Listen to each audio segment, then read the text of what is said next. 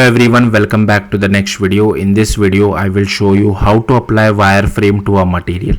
So here, as you can see, these materials are displayed in wireframe format. So this is the expected output. Now firstly, I have created one project using Vite. So just run this command. I am using vanilla HTML, CSS and TypeScript.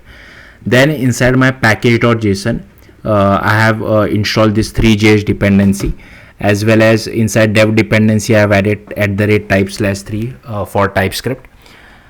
Then inside index.html I have just created this canvas element for which I have applied some ID, and inside styling I have kept the position as fixed. Top is 0, left is 0, outline is none. Then inside main.ts, these are all the imports which I have.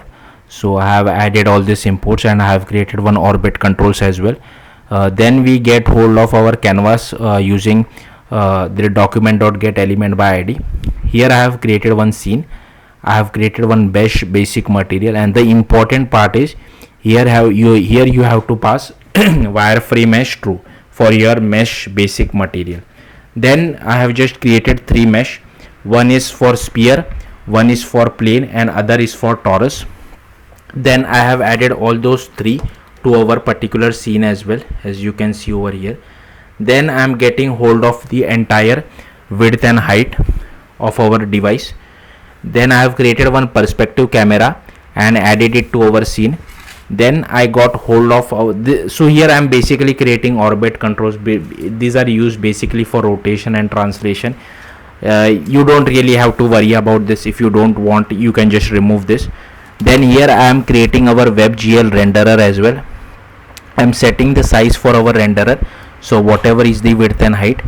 And on resize, we are just updating our camera and updating camera as well as our renderer. So whenever the user resizes our device, like it tries to shrink our browser, then the camera as well as the renderer should get updated appropriately. And on double click, we are just going in full screen mode as well as exiting full screen mode. Here I have created one clock as well, which has been imported from ThreeJS, and inside the tick function we get the elapsed time.